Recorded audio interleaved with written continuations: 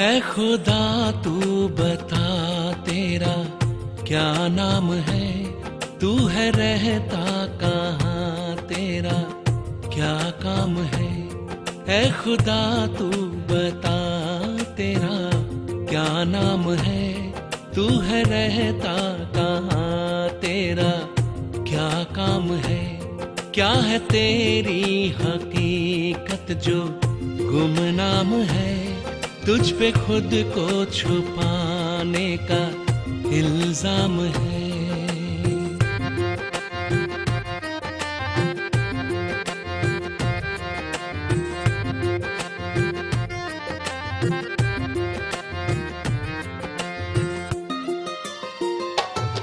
तूने दुनिया बनाई क्यों, मकसद बता।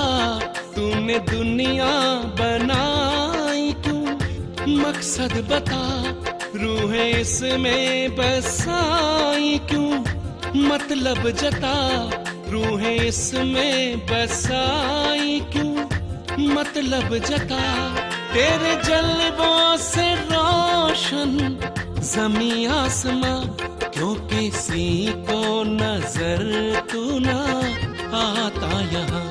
तेरी पर्दा नशीनी का अंजाम है, ढूंढता आज भी तुझको इंसान है। ऐ खुदा तू बता तेरा क्या नाम है, तू है रहता कहाँ, तेरा क्या काम है।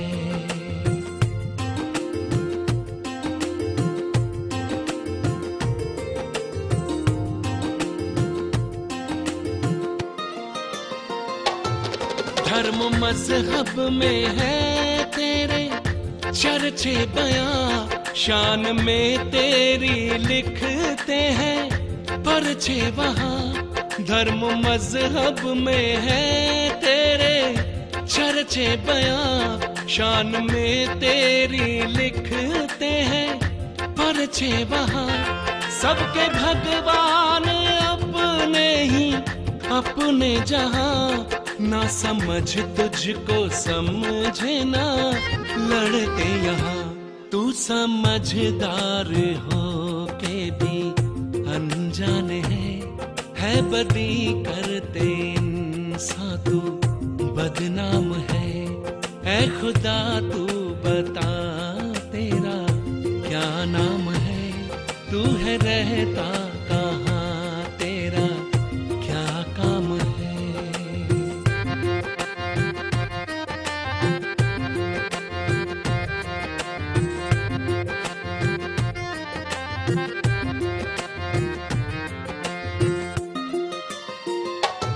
तूने जन्नत बनाने की मेहनत भी की, फिर ये दोज़ख को लाने की जहमत क्यों की। तूने जन्नत बनाने की मेहनत भी की, फिर ये दोज़ख को लाने की जहमत क्यों की। खेल कैसा गजब था, गजब ढा दिया। नेकियों को बदी से मिला जो दिया। लेना कब तक तुम्हें सबका इम्तिहान है, अब सभी के दिलों में ये अरमान है। ऐ खुदा तू बता तेरा क्या नाम है, तू है रहता कहाँ, तेरा क्या काम है।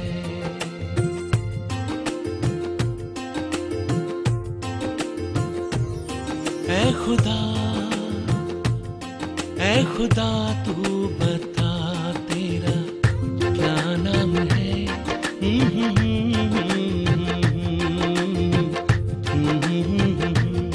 ऐ खुदा तू बता तेरा क्या काम है, क्या नाम है, हाँ क्या काम है।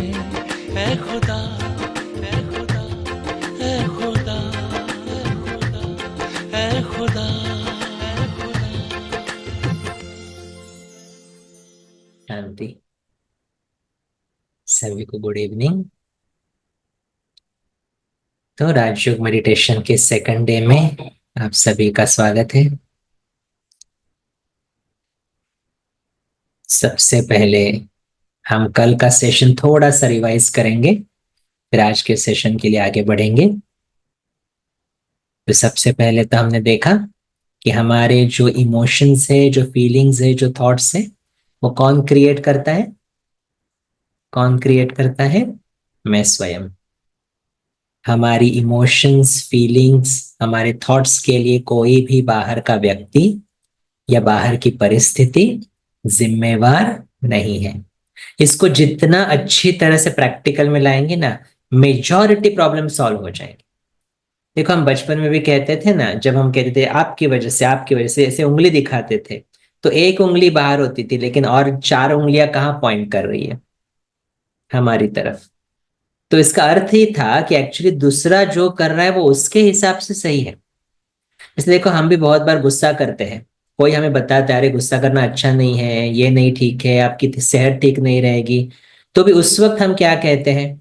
अरे गुस्सा नहीं करेंगे ना तो वो समझेंगे नहीं। उस वक्त करना पड़ता है। तो जो जब भी हमें मालूम है कि गुस्सा करना नेचुरल नहीं है, गुस्सा करना मेरे लिए अच्छा नहीं है, लेकिन जब हम उस कर्म में जाते हैं तो हमें क्या लगता है? अभी वही सही है। तो जैसे हम कोई भी गलत कर्म कभी नहीं करते हैं, हमें हमेशा लगता है ना हम सही कर्म कर रहे हैं, वैसे दूसरों को भी वही लगता है। Everyone thinks what they are doing is right. और इसीलिए जितना हम दूसरों को एक्सेप्ट करते जाए कि उनके हिसाब से वो सही है, लेकिन इसमें मुझे क्या करना है? जब भी मेरे मन की स्थिति थोड़ी भी डिस्टर्ब हो, अभी हमें अपनी वोकैबुलरी चेंज करनी है। जैसे आजकल हम कहते हैं ना, जी मुझे गुस्सा आ गया। कहाँ से आया? बाहर से नहीं, मैंने गुस्सा क्रिएट किया। जब ये वोकैबुलरी चेंज हो जाएगी ना, तभी हमें समझ में आएगा कि एक्चुअली ये क्रिएशन मेरी है। और अगर मैं क्रिएट कर सकता हूं तो मैं उसको रोक भी सकता हूं। अगर मैं गुस्सा क्रिएट कर सकता हूं तो मैं शांति भी क्रिएट कर सकता हूं, क्योंकि शांति मुझ आत्मा का ओरिजिनल गुण है। गुस्सा मेरा गुण नहीं है। इसे तो गुस्सा कितना भी करो, लेकिन हम एक्चुअली उसको थोड़ी देर के बाद कहते बस शांत में रहना है, अभी बात करना बंद कर देते हैं। क्यों? क्यों ऐसा करते हैं? क्योंकि शांति मेरा नेचुरल गुण है। और इसीलिए ये समझना बहुत जरूरी है। जब हम एक दूसरे को ग्रीट करते हैं तो कैसा ग्रीटिंग देते हैं हम एक दूसरे को? क्या कहते हैं? ओम शांति। तो ओम का मतलब क्या बताया था कल? ओम माना क्या? मैं आत्मा। और ये शरीर मेरा है। अलग है, दोनों चीजें अलग है। मैं आत्मा अलग हूं, शरीर अलग है। शरीर मैंने अक्वायर किया है, लिया है। और इसलिए तो ये साइंस के लॉ अनुसार जो चीज क्रिएट होगी वो तो इवेंचुअली डिस्ट्रॉय होनी ही है। तो शरीर देखो, हम देखते हैं छोटा बच्चा होता है, फिर बड़ा होता है, फिर बूढ़ा होता है, फिर इवेंचुअली डिस्कार्ड करना पड़ता है। लेकिन आत्मा कभी क्रिएट भी नहीं होती है, तो उसका कभी डिस्ट्रक्शन भी नहीं है, कभी विनाश भी नहीं है। और इसीलिए मैं आत्मा कभी जलती नहीं, मरती नहीं, मेरा कुछ भी नहीं होता है। तो सबसे पहले अपने आप को बार बार रिमाइंड कराना है, मुझे कुछ नहीं हो सकता। कुछ नहीं हो सकता है। देखो, शरीर छोड़ने के बाद उसको कहाँ डालते हैं? अग्नि में डालते हैं ना। उस वक्त वो शरीर चिल्लाता है कभी? नहीं। लेकिन अभी अगर कोई माचिस की तीली लेकर मेरे पास सामने आए और हाथ को लगाए तो मैं चिल्लाऊंगा ना। तो चिल्लाने वाला था कौन? शरीर नहीं था। शरीर को चलाने वाला वो ड्राइवर था, वो शक्ति थी, वो आत्मा था। तो अभी भी बोल कौन रहा है? मैं आत्मा बोल रहा हूं। शरीर सिर्फ एक मीडियम है, एक माध्यम है, जिसके द्वारा मैं बोलता हूं। और इसलिए सबसे पहला, अभी सभी अपना अपना हाथ ऐसे आगे करें। सभी अपना अपना हाथ आगे करें अपने घर में। अपने हाथ के तरफ देखें और अपने आप से एक प्रश्न पूछें। ये हाथ, जिससे मैं कभी किसी को आशीर्वाद भी दे सकता हूं, कभी किसी को थप्पड़ भी मार सकता हूं, कभी किसी को शाबाशी भी दे सकता हूं, तो ये तीनों फंक्शंस जो ये हाथ कर रहा है, क्या ये हाथ चूज करता है? क्या ये हाथ चूज करता है क्या करना है, या इसको इंस्ट्रक्शन देने वाला कोई और है? अपने आप से पूछो एक सेकंड। हाथ चूज करेगा? नहीं ना। इसको इंस्ट्रक्शन देने वाला कौन है? वो मैं आत्मा हूं, मैं सेपरेट हूं और ये शरीर सेपरेट है। इसलिए तो क्या कहते हैं, मेरा हाथ, मेरा शरीर, मेरा सर, मेरे सर में दर्द हो रहा है। अच्छा, बुखार किसको आता है? आत्मा को बुखार आएगा या शरीर को बुखार आएगा? हाँ, बुखार तो शरीर को आएगा, लेकिन आत्मा खुद को भूल गई ना, तो हम क्या कहते हैं, मुझे बुखार आ गया, मुझे बुखार नहीं, मुझे नहीं आता है बुखार कभी, मेरे शरीर को बुखार आया है। अभी इससे फायदा क्या होगा, देखो, जैसे मैं कार चला रहा हूं, कार खराब हो जाती है तो क्या हो जाता है, हम कभी ये नहीं कहते ना मैं बीमार, मैं बीमार, नहीं, हम कहते कार खराब हो गई ना, अभी उसका सर्विसिंग करना है, लेकिन मैं तो ठीक हूं ना। तो हम अच्छी तरह से कार को लेकर जाएंगे सर्विसिंग स्टेशन पर, उसकी सर्विसिंग करेंगे जो भी है। वैसे ही अब जब ये डिस्टिंक्शन मालूम पड़ता है कि मैं आत्मा अलग हूं और ये शरीर अलग है, तो कल शरीर बीमार भी हो जाए तो हम क्या करेंगे, क्या बोलेंगे अपने आप को, मुझे कुछ नहीं हुआ है, शरीर को हुआ है। उससे क्या होगा, सबसे पहले the vibrations that we create, those vibrations are the vibrations of positivity. अगर मैं अपने आप को बार बार मैं बीमार, मैं बीमार, मुझे ये हुआ, मुझे हुआ, फिर 10 लोगों को जमा करते हो, सबको बोलते हैं आपको मालूम है मुझे ये हुआ, आपको मालूम है मुझे ये रिपोर्ट हुआ, आपको मालूम है डॉक्टर ने इतनी दवाई दी। क्यों उसका वर्णन करना है, क्यों उसका वर्णन करना है? क्योंकि जिस चीज के बारे में ज्यादा से ज्यादा सोचते जाएंगे क्या होता जाएगा, वो चीज बढ़ती जाएगी। लेकिन अभी समझ में आया, मैं तो आत्मा हूं, मुझे कुछ नहीं हो सकता, I am just an energy, कुछ नहीं हो सकता है मुझे। अभी क्या मैं सोचूंगा, चलो ये दवाई जो ली है ना वो गाड़ी ठीक करने के लिए, गाड़ी के सर्विसिंग के लिए ली, तो खुशी होगी, खुशी से लेंगे तो जल्दी ठीक भी हो जाएंगे। एक बार मुझे, जब हम ज्ञान में आए ना, तो 4-5 साल के बाद कुछ काम करते हुए हाथ को कटा। पहले होता तो मैं थोड़ा उसका कंप्लेंट वगैरह करता, लेकिन जिस दिन मेरे हाथ को कटा, 1 सेकंड मैंने देखा, मैंने बोला अच्छा गाड़ी खराब हुई, कोई बात नहीं, मलहम लगाओ आगे बढ़ो। इतना स्टेबिलिटी आ जाती इमिजिएटली, अगर ये आत्मा, हमें आत्मा हो इसकी प्रैक्टिस हम बार बार करते हैं।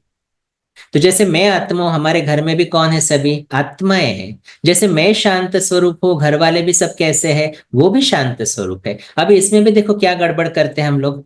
देखो, हमारे घर में अगर ऐसी कोई व्यक्ति है जो बहुत गुस्सा करती है, या कोई गलत आदत है उसकी, कभी लेट आती है, गुस्सा करती है, या हमेशा डरती है, हमेशा टेंशन लेती है, हर एक के घर में होता है ऐसा कोई ना कोई, डेफिनेटली होता है ना, एक तो होगा ही डेफिनेटली, राइट।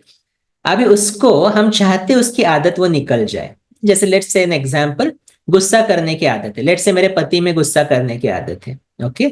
अभी मैं चाहता हूं वो उसका गुस्सा निकल जाए, लेकिन जब भी वो व्यक्ति सामने आती है, हम बार बार क्या सोचते हैं उसके बारे में, ये तो गुस्सा करने वाला है, ये तो गुस्सा करने वाला है, ये तो कभी नहीं बदलने वाला, पता नहीं इसका फ्यूज कब उड़ जाए। ये अंदर ही अंदर जब सोचते हैं, तो वो वाइब्रेशंस उस आत्मा तक पहुंचते हैं, और फिर उसको कौन सी वाइब्रेशन हम दे रहे हैं, हम चाहते हैं वो शांत हो जाए, लेकिन सोच क्या रहे उसके बारे में, वो गुस्सा करता है, वो गुस्सा करता है, तो वाइब्रेशंस कौन से दे रहे हैं, गुस्से के वाइब्रेशंस दे रहे हैं। फिर उसका गुस्सा कम होगा या ज्यादा होगा? तो उसका गुस्सा बढ़ाने के लिए निमित्त कौन बन रहा है एक्चुअली, हम बन रहे हैं। तो किसी की भी आदत परिवर्तन करनी है ना, शायद मेरी खुद की हो या घर में किसी और की हो, तो हम उसको जिस रूप में देखना चाहते हैं वो वाइब्रेशंस क्रिएट करना शुरू करें। ये बहुत इंपॉर्टेंट है, ये ट्राई करके देखें। तो अगर घर में कोई है ऐसा व्यक्ति जो गुस्सा करता है, तो हमें उसके क्या वाइब्रेशंस देनी पड़ेगी, ये शांत स्वरूप आत्मा है।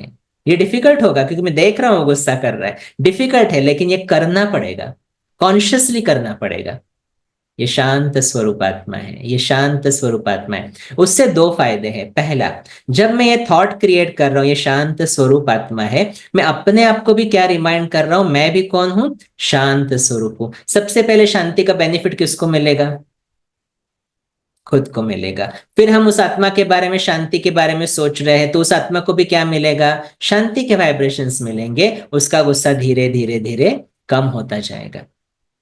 ये बहुत इंपॉर्टेंट है। हम बहुत बार यहाँ पर, हमारे यहाँ पे भी कंप्लेंट्स आते हैं बहुत सारे लोगों के, कि हमारे घर में ना ऐसी व्यक्ति ये करता है, वो करता है, वो करता है। तो जितनी कंप्लेंट हम उस आत्मा के बारे में करते जाएंगे, उसका वो संस्कार पक्का होता जाएगा, वो हैबिट पक्की होती जाएगी।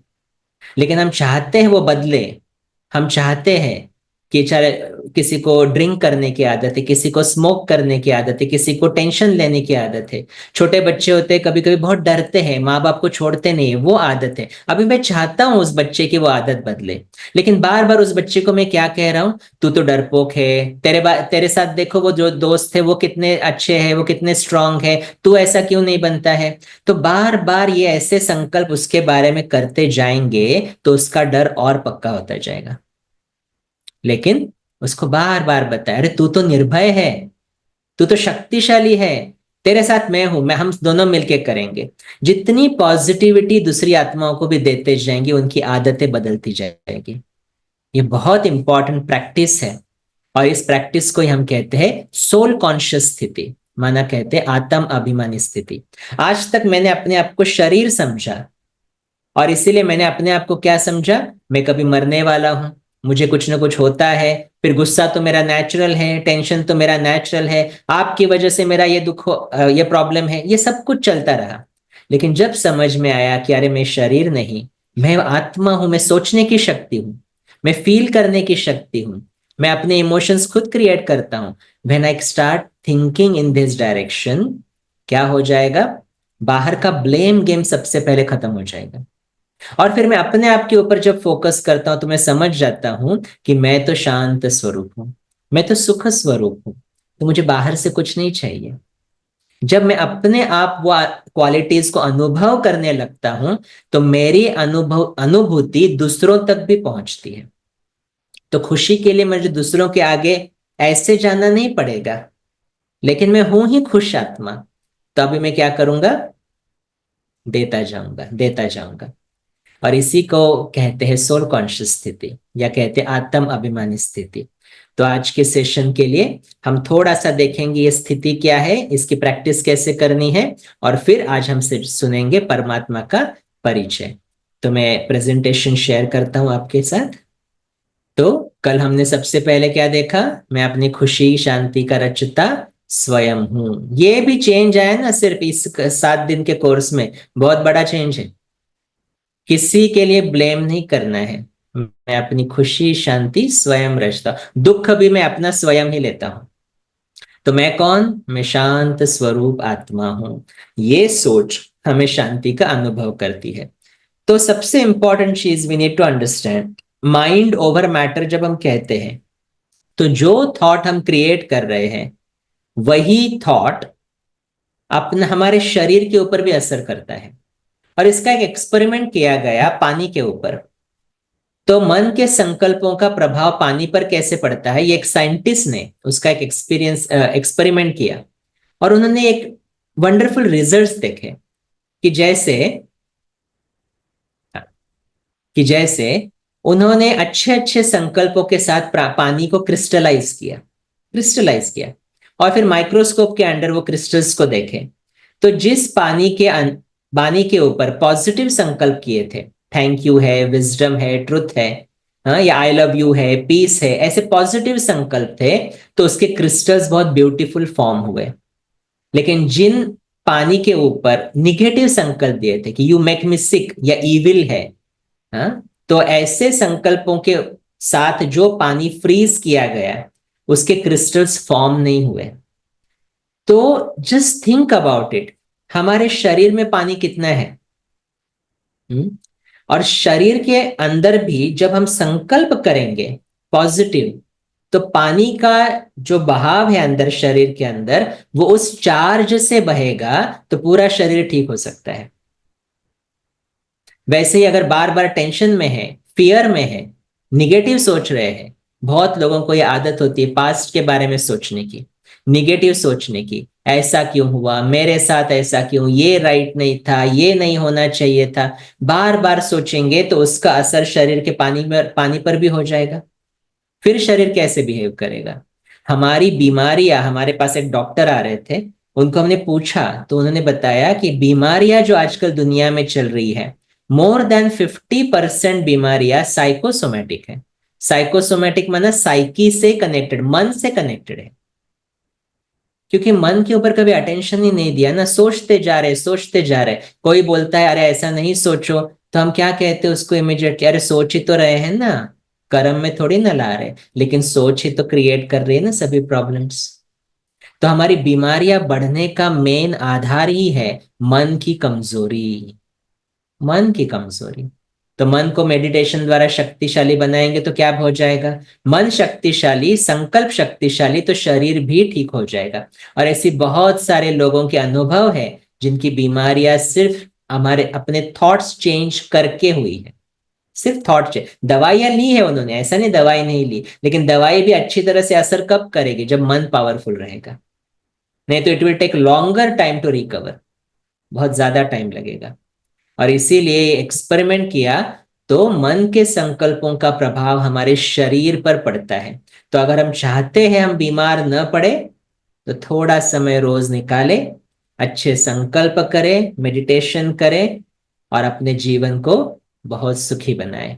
ये मेडिटेशन सिर्फ खुद के लिए नहीं होता है, लेकिन जो हम अच्छे संकल्प करते, दो वाइब्रेशंस की तरह वो सारे घर में पहुंचते हैं। घर का वातावरण भी शांत हो जाएगा। बहुत सारे लोगों के ऐसे प्रश्न आते हैं, हमारे घर में वातावरण ठीक नहीं है, निगेटिव एनवायरनमेंट है। तो हम इसके बारे में जितना अच्छा सोचते जाएंगे, वो वाइब्रेशंस भी चेंज होते जाएंगे। आजकल दुनिया में हम देखते ना, वास्तु शांत करते हैं, राइट? होम हवन करते, यज्ञ करते, जप तप होता है, मंत्रोच्चारण होता है। क्यों? क्यों करते हैं वास्तु शांत? क्योंकि हम चाहते हैं हमारी वास्तु शांत रहे। लेकिन वास्तु शांत होने के बाद वास्तु में रहने वाले लोग ही शांत नहीं रह रहे हैं, हो जाएगी वास्तु शांत? कभी नहीं होगी। और इसीलिए क्या इंपॉर्टेंट है हमारे लिए? मोस्ट इंपॉर्टेंट क्या है कि चलो आप वास्तु शांत करो, लेकिन उसके बाद अपने ऊपर अटेंशन दो कि मैं कौन? मैं शांत स्वरूप आत्मा हूं, और मेरे आजू बाजू जो भी आत्मा है वो भी शांत स्वरूप है। बस ये एक प्रैक्टिस मुझे शांत रहना सिखाएगी, और मेरे वाइब्रेशंस द्वारा पहला तो मेरा शरीर ठीक हो जाएगा, उसके साथ साथ मेरे घर के वायुमंडल भी चेंज होता जाएगा। तो हमने कल देखा मैं आत्मा हूं। अब ये क्यों समझना है कि मैं आत्मा हूं? सबसे पहले तो ये ट्रू आइडेंटिटी है हमारी। देखो, शरीर भी हमें मिला, किसी ने दिया, नाम भी हमें किसी ने दिया, राइट? तो ये मेरा है ही नहीं ना, पहले कहाँ था ये? तो मैं क्या लेकर आई थी? मैं सिर्फ एक एनर्जी आई थी, गर्भ में प्रवेश किया था। इसलिए तो कहते हैं ना, पहले तो शरीर तैयार होना शुरू हो जाता है, फिर fourth and fifth month of pregnancy में क्या हो जाता है? आत्मा उसमें प्रवेश करती है। तो माँ उसको फील करती है कि अभी हलचल हो रही है गर्भ में। इसके बारे में डिटेल हम एक दो सेशंस के बाद देखेंगे कि हम पुनर्जन्म कैसे लेते हैं और क्या साथ लेकर जाते हैं। लेकिन इंपॉर्टेंट चीज ये अंडरस्टैंड करनी है कि मैं शरीर लिया है, मैं शरीर नहीं हूं। जैसे एक प्रैक्टिस कल बताई थी ना, आज सुबह आईने के सामने खड़ा होकर क्या कहना अपने आप को? मैंने दो कॉस्ट्यूम्स पहने हैं, एक ये वाला सफेद और एक कौन सा? ये शरीर। लेकिन दो कॉस्ट्यूम्स पहनने वाली कौन हूं मैं? वो ब्यूटीफुल सितारा, beautiful star. I am a soul. मैं आत्मा हूं। अगर हम अपने को शरीर समझते हैं तो क्या क्या इश्यूज आते हैं? मैं पुरुष हूं, मैं स्त्री हूं। आजकल होता है ना, उसके ऊपर भी वाद विवाद कितना होता है कि स्त्रियों को ये मान मिलना चाहिए, पुरुषों को ये मान मिलना चाहिए, पुरुष प्रधान समाज है। तो ये सब कुछ ही खत्म हो जाए अगर मैं अपने आप को समझूं कि actually I am that beautiful soul, और ये शरीर सिर्फ एक कॉस्ट्यूम लिया है। फिर रिलीजन के ऊपर वाद विवाद भी बहुत है, मैं हिंदू हूं, मैं मुसलमान हूं। एक्चुअली आत्मा का कोई धर्म नहीं होता है, आत्मा का धर्म है ही शांत, बस। और इसलिए देखो, हर धर्म में शांति के बारे में ही बताया है। लेकिन जब हम बॉडी कॉन्शियस होते हैं, खुद को शरीर मानते हैं, तो हम क्या समझते हैं? मैं हिंदू हूं तो मैं राइट हूं, मैं मुसलमान हूं तो मैं राइट हूं। और फिर रिलीजन्स में क्या हो जाते हैं? कॉन्फ्लिक्ट पैदा होना शुरू हो जाते हैं। लेकिन हर कोई आत्मा ही तो है ना, शरीर जहां जन्म लेगा उस अनुसार उसको वो धर्म मिलता है। फिर कोई कोई आत्माएं कहती मैं काला हूं, मैं गोरा हूं, शरीर के हिसाब से।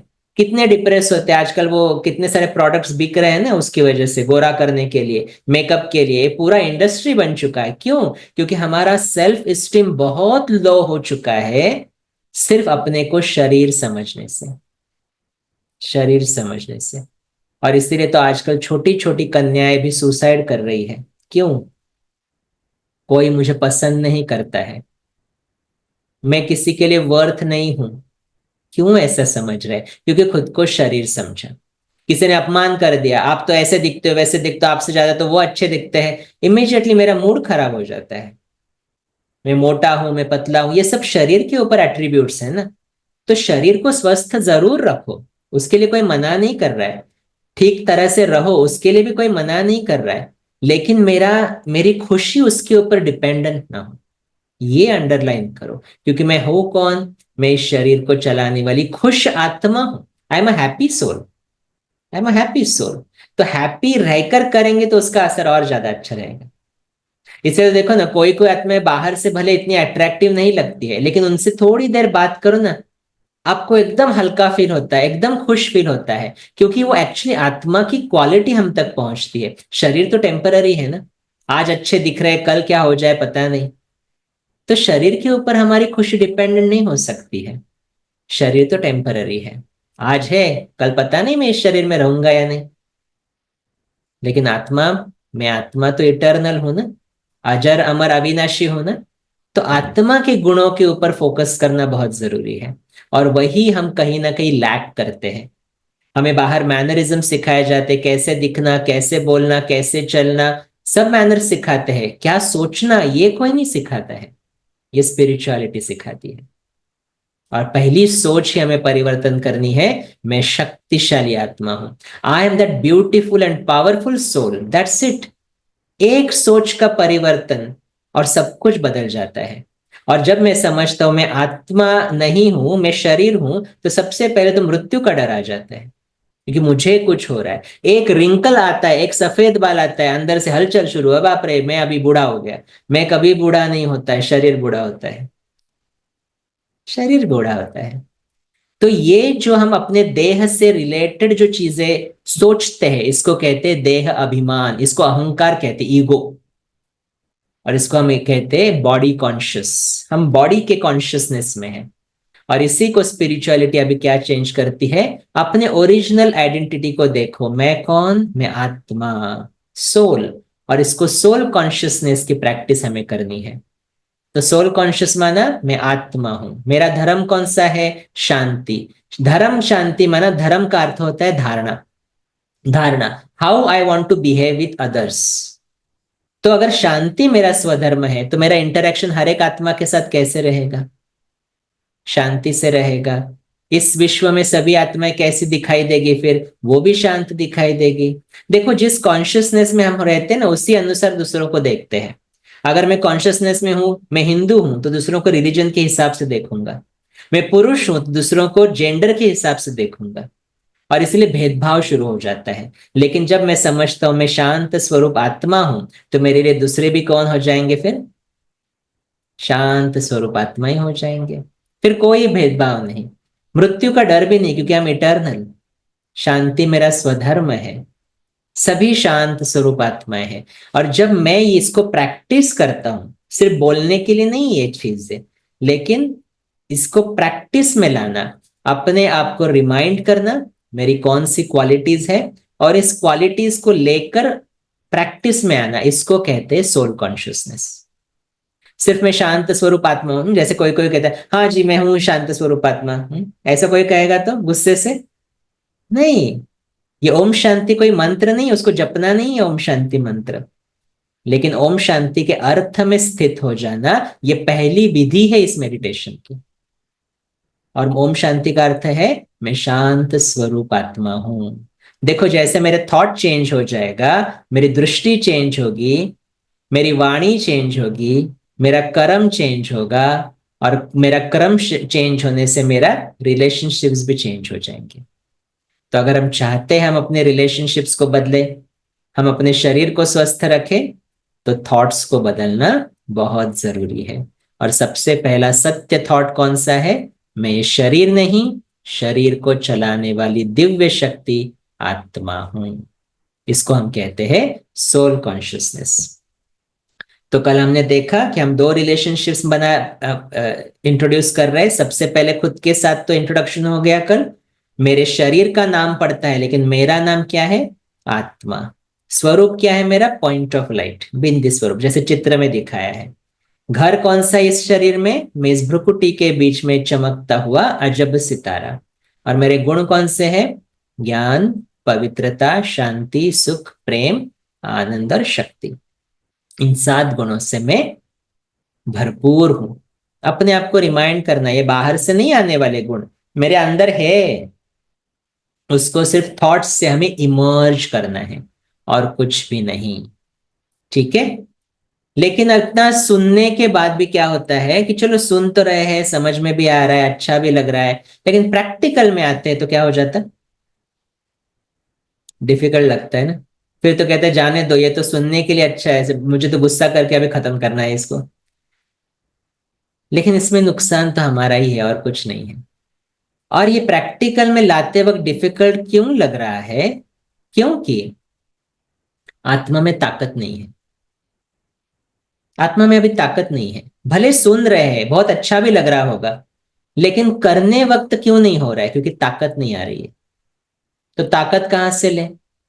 और ताकत लेने के लिए फिर हमें उस सुप्रीम आत्मा के बारे में सुनना जरूरी है, उसका परिचय लेना जरूरी है, जिसको हम कहते हैं परमात्मा। परमात्मा। अभी परमात्मा कहो, भगवान कहो, अल्लाह कहो, गॉड कहो, कुछ भी कहो, है तो वो एक ही, इसलिए तो कहते हैं ना गॉड इज वन। लेकिन जब भगवान के बारे में सुनते हैं तो उसमें अलग अलग परिचय हर कोई देता है, और इसलिए कंफ्यूजन बहुत है। तो परमात्मा का सत्य परिचय क्या है, ये जानना बहुत जरूरी है। क्योंकि जब तक परमात्मा को नहीं जानेंगे, उसके साथ रिश्ता कैसे जोड़ सकेंगे? रिश्ता नहीं जोड़ेंगे तो चार्ज कैसे हो सकेंगे? और चार्ज नहीं होंगे तो जितना अच्छा सुन रहे हैं उसको प्रैक्टिकल में कैसे ला सकेंगे? देखो, आज तक हमने भजन किया, कीर्तन किया, मंदिरों में गए, जप तप किया, उतने तक हमें अच्छा लगा, लेकिन मेरी हैबिट्स चेंज क्यों नहीं हुई आज तक? क्योंकि परमात्मा कौन था ये सत्य परिचय हमें मालूम ही नहीं था। तो परमात्मा का सत्य परिचय कौन देगा? कौन दे सकता है परमात्मा का सत्य परिचय? जैसे हर कोई अपने आप से एक प्रश्न पूछो, एक सेकंड। अभी हम इंटरैक्टिव नहीं कर सकते, इसलिए आप अपने आप से प्रश्न पूछो। जैसे मैं एक इंडिविजुअल हूं, हाँ? मेरे साथ मेरी मम्मी है, मेरे पति पत्नी है, मेरे बच्चे हैं। लेट्स से उनको एक रूम में बुलाते हैं, ठीक है? और हर कोई से मैं पूछता हूं क्या आप मेरा परिचय दे सकते हो? तो दे सकेंगे वो परिचय? घर के क्लोजेस्ट मेंबर्स दे सकेंगे परिचय, हाँ? मेरे बच्चे को पूछेंगे तो बोलेगा ना मेरे डैडी ऐसे, मेरी मम्मी ऐसी है, बोलेंगे ना। मेरे पति या पत्नी को पूछूंगा तो बोलेंगे ना मेरा पार्टनर ऐसा है। मेरे माँ बाप को पूछेंगे तो बोलेंगे ना कि मेरे बच्चे ऐसे हैं। सभी अपना परिचय जरूर देंगे, लेकिन एग्जैक्टली मैं कौन हूं, एग्जैक्टली मैं क्या सोचता हूं, तो मेरा सत्य परिचय कौन देगा? कौन दे सकता है मेरा सत्य परिचय? हम्म? मैं खुद। मैं खुद दे सकता हूं और कोई नहीं दे सकता है। तो वैसे ही परमात्मा के बारे में संत आत्मा आ गए, धर्म आत्मा आ गए, मनुष्य आत्माओं ने अलग अलग परिचय दिए। उन्होंने उसको जिस नजर से देखा, उन्होंने उसका परिचय दिया। जैसे बच्चा मुझे सिर्फ एक बाप की नजर से ही देखता है ना, और इसीलिए वो मुझे सिर्फ एक नजर से ही देखकर परिचय देगा। इट डजेंट मीन कि बच्चा रॉन्ग है, लेकिन इट ऑल्सो डजेंट मीन कि वो 100% राइट है। करेक्ट? ये समझ में आ रहा है? तो वैसे ही संत आत्मा हो गए, धर्म आत्मा हो गए, या फिर मनुष्य आत्माएं भी बहुत सारी हो गए, जिन्होंने परमात्मा को जिस स्वरूप से देखा, उस स्वरूप में उन्होंने उनका परिचय दिया। लेकिन इसका मतलब ये नहीं कि वो रॉन्ग थे, बिल्कुल नहीं, क्योंकि उन्होंने उसको इस नजर से परसीव किया। लेकिन हर एक का परिचय अलग अलग क्यों हुआ फिर? किसी ने विठल में भगवान को देखा, किसी ने राम में देखा, किसी ने कृष्ण में देखा, किसी ने क्राइस्ट में देखा। क्यों परिचय अलग अलग हुआ फिर? क्योंकि वो 100% राइट भी नहीं थे। तो परमात्मा का भी सत्य परिचय कौन देगा फिर? जैसे मेरा खुद का परिचय कौन देगा सबसे अच्छा? मैं खुद। तो परमात्मा का परिचय सत्य कौन देगा? स्वयं भगवान। परमात्मा का परिचय स्वयं परमात्मा खुद देता है। और इसीलिए मोस्ट इंपॉर्टेंट चीज, एक गुड न्यूज है कि भगवान इस धरती पर आ चुके हैं। जो गीता में आज तक हम सुनते आए थे ना, यदा यदा ही धर्मस्य, कि जब जब धर्म की ग्लानि होगी तब मैं आऊंगा इस सृष्टि पर। तो अपना वादा निभाकर परमात्मा का अवतरण इस सृष्टि पर हो चुका है। और इसीलिए तो कल हमने क्या कहा, इस कोर्स में जो भी चीजें हम सुन रहे हैं वो किसी मनुष्य आत्मा द्वारा दिया हुआ ज्ञान नहीं है। भले यहाँ पे कोई निमित्त बैठकर वो एक्सप्लेन कर रहा है, लेकिन हमें भी तो यह ज्ञान कहाँ से मिला? वो डायरेक्ट परमात्मा ही है जो इस समय इस सृष्टि पर अवतरित होकर परिचय देता है। और इसीलिए जब भगवान आकर अपना परिचय देता है ना, तो बहुत सिंपल रहता है, वो बहुत सिंपल। आज तक हमने बहुत डिफिकल्ट चीजें उसके बारे में सुनी, वो ऐसा है, वो वैसा है, या ये चीजें उसको ऑफर करो नहीं तो वो गुस्सा हो जाएगा, उसको ऐसे याद करना है, बहुत सारी चीजें उसके बारे में सुनी, क्योंकि वो मनुष्य आत्माओं ने दिया हुआ परिचय था। मनुष्यों की आदत होती है छोटी चीज को कॉम्प्लिकेट करना, लेकिन परमात्मा जब आता है तो बहुत सिंपल अपना परिचय देता है। और फिर वो कहता है परमात्मा माना परम आत्मा। तो जैसे मैं ये शरीर था, जब तक मैं अपने आप को शरीर मान रहा था, मेरे लिए भगवान भी कैसे था? शरीर में था। इसलिए तो कोई राम को मान रहा है, कोई शंकर को मान रहा है, कोई गणेश को मान रहा है, कोई क्राइस्ट को मान रहा है, कोई और किसी को मान रहा है, क्योंकि मैं शरीर के पीछे भाग रहा था। लेकिन जब समझ में आया कि अरे मैं शरीर नहीं, शरीर को चलाने वाली शक्ति आत्मा हूं, तो आत्मा जब समझेंगे तब समझ में आएगा कि इन सभी आत्माओं का कोई बाप तो होगा ना, कोई पिता तो होगा। तो वो पिता कौन है? वो सबसे श्रेष्ठ होगा, वो है परम आत्मा। परम माना सर्वश्रेष्ठ आत्मा, वो सर्वश्रेष्ठ है। लेकिन है क्या? आत्मा ही तो है ना, वो शरीर नहीं है, वो परम शरीर नहीं है, वो परम आत्मा परमात्मा है। तो परम माना श्रेष्ठ, और स्वरूप क्या होगा? जैसे देखो आत्मा है, आत्मा कैसी दिखती है? Point of light. तो परमात्मा भी कैसे दिखेगा? Point of light. अलग तो नहीं दिख सकता ना वो, क्योंकि जैसे देखो बिल्ली का पिता बिल्ली होगा, मनुष्य शरीर का पिता मनुष्य शरीर होगा, आत्मा का पिता आत्मा ही तो होगा ना, just a point of light. तो परमात्मा का सत्य परिचय वो कोई और नहीं, वो सिर्फ एक एनर्जी है। तो ये जो फोटो आप देख रहे हो यहाँ पर, वो है परमात्मा। जैसे हमने आत्मा को कैसे दिखाया? अपने आप को भ्रुकुटी के बीच में दिखाया, चमकता हो, क्योंकि मैं शरीर में हूं ना। लेकिन परमात्मा शरीर के बगैर है, और इसलिए उसको सिर्फ बिंदी के स्वरूप में दिखाते हैं। तो just an energy, just a point of light, वो है परम आत्मा परमात्मा। तो परमात्मा के बारे में तो बहुत सारी मान्यताएं हैं, अभी उसको एक एक चीज को हमें लॉजिकली देखना पड़ेगा कि उसका स्वरूप ऐसा क्यों है। तो जैसे कहते हैं भगवान सर्वज्ञ है, क्रिश्चियनिटी में कहते हैं ऑमनिशियंट है। ऑमनिशियंट माना सर्वज्ञ है। अभी उसको किस चीज का ज्ञान है? देखो, फिजिक्स केमिस्ट्री मैथमेटिक्स उसका ज्ञान नहीं है उसको, लेकिन उसको किस चीज का ज्ञान है? हम कौन है? हम आत्माएं हैं। हम कहाँ रहती है? वो कहाँ रहता है? फिर उसका कर्तव्य क्या है? हमारी ये हालत आज जो हुई है, जितना दुख है, वो क्यों हुआ है? ये सब ज्ञान उसको है। लेकिन मोस्ट इंपॉर्टेंट ज्ञान उसको कौन सा है? जैसे देखो, आपने कैमरा यूज किया होगा, राइट? कैमरा यूज किया है, कैमरा के अंदर बैटरी जाती है। तो जितना कैमरा यूज करेंगे बैटरी क्या होती जाएगी? डिस्चार्ज होती जाएगी। अगर मुझे उस बैटरी को डिस्चार्ज नहीं करना है, तो कैमरा अलग रखो, बैटरी निकाल के रखो, फिर बैटरी डिस्चार्ज नहीं होगी। करेक्ट? वैसे ही आत्मा जब ये शरीर लेती है तो क्या करती है? सोचने का काम करती है, कर्म करती है। और जैसे वो कर्म में आती जाती है, आत्मा क्या चार्जिंग भी क्या हो जाता? धीरे धीरे धीरे धीरे कम होता जाता है।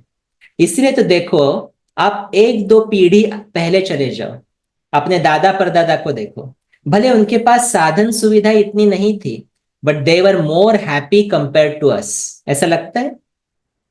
ऐसा लगता है कि पहले जमाने में ज्यादा खुशी थी, ज्यादा सुरक्षितता थी कंपेयर टू टुडे। आज हमारे पास सब साधन है, लेकिन आत्मा की चार्जिंग इतनी कम हो गई है कि छोटी छोटी बातों में भी उलझ जाते हैं, छोटी छोटी बातों में भी अपसेट हो जाते हैं, क्योंकि आत्मा बार बार बार कर्म में आ रही है, सोच रही है। इसलिए तो व्यर्थ कितना चलता है ना आजकल। तो भगवान को यह नॉलेज है कि अगर मैं भी शरीर में चला गया तो मैं भी डिस्चार्ज हो जाऊंगा। ये सेकंड लॉ ऑफ थर्मोडायनेमिक्स है जो एनर्जी के ऊपर काम करता है, कि एनर्जी कोई भी एनर्जी पहले सुषुप्त अवस्था में रहती है, पोटेंशियल में रहती है, लेकिन जब मूवमेंट में आती है तो उसका डिस्चार्ज होना जरूरी है। ये लॉ है। ये आत्मा के ऊपर भी काम करता है, परमात्मा के ऊपर भी काम करता है। और इसीलिए परमात्मा अपना शरीर कभी नहीं लेता है। ये मोस्ट इंपॉर्टेंट है। और इसीलिए परमात्मा को जब ये नॉलेज है कि अगर मैं शरीर में जाऊं तो मेरा भी डिस्चार्ज होगा, और फिर मेरे ये जो बच्चे हैं, ये जो छोटी छोटी आत्माएं हैं, इनको चार्ज कौन करेगा? इसलिए परमात्मा कभी भी शरीर नहीं लेता, और इसीलिए उसको कहते हैं निराकार। निराकार माना जिसका कोई शरीर रूपी आकार नहीं है। शरीर रूपी, इट्स जस्ट एन एनर्जी। शरीर रूपी आकार नहीं है उसका। तो भगवान सर्वज्ञ है, उसको पूरा नॉलेज है, और वो निराकार है। और वैसे देखा जाए, अगर देखो भगवान शरीर में आया तो उसको जन्म देने वाले तो माँ बाप होंगे, उसको परफेक्ट बनाने वाले उसके कोई गुरु होंगे। तो अगर वो शरीर में आया तो वो भी क्या कहेगा कि मुझे ऐसे बनाने वाले मेरे माँ बाप थे, तो फिर वो परमात्मा हो गए। तो गॉड कौन हो सकता है? गॉड ऐसी एंटिटी है, ऐसा सोल है जिसके ऊपर कोई नहीं हो सकता, जिसके ऊपर कोई नहीं, जिसको जन्म देने वाला कोई नहीं हो सकता है। और इसलिए परमात्मा निराकार है। वो देहधारी नहीं है। देहधारी तो सभी जन्म लेने वाले हैं ना, और जो जन्म लेगा उसका मृत्यु तो डेफिनेटली है। तो परमात्मा निराकार है, जो सुप्रीम सोल है, परम आत्मा है। और इसका एग्जाम्पल या इसका एक्सप्लेनेशन हर धर्म में दिया गया है।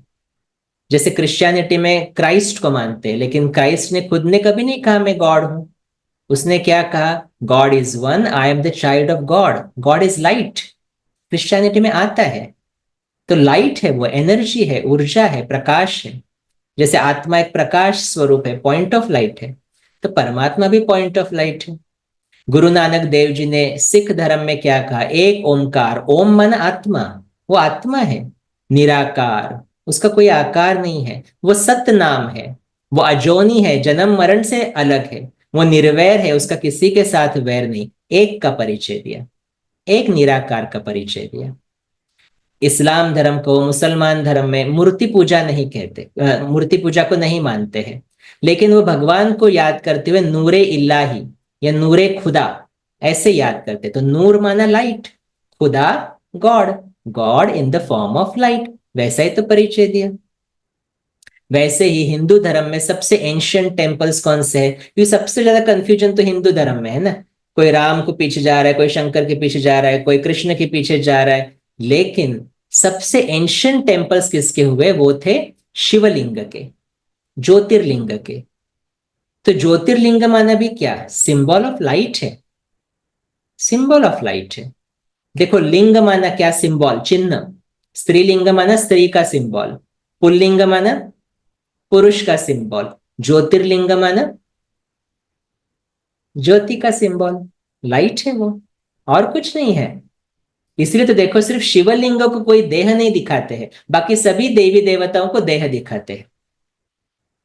तो हर धर्म में परमात्मा का परिचय वैसे ही दिया गया कि वो लाइट है। लेकिन जब हम उसको पढ़ रहे थे, क्योंकि हम बॉडी कॉन्शियस थे, तो हमने उसको अपने अपने तरह से इंटरप्रेट कर दिया, और फिर धर्मों में मतभेद होना शुरू हो गए।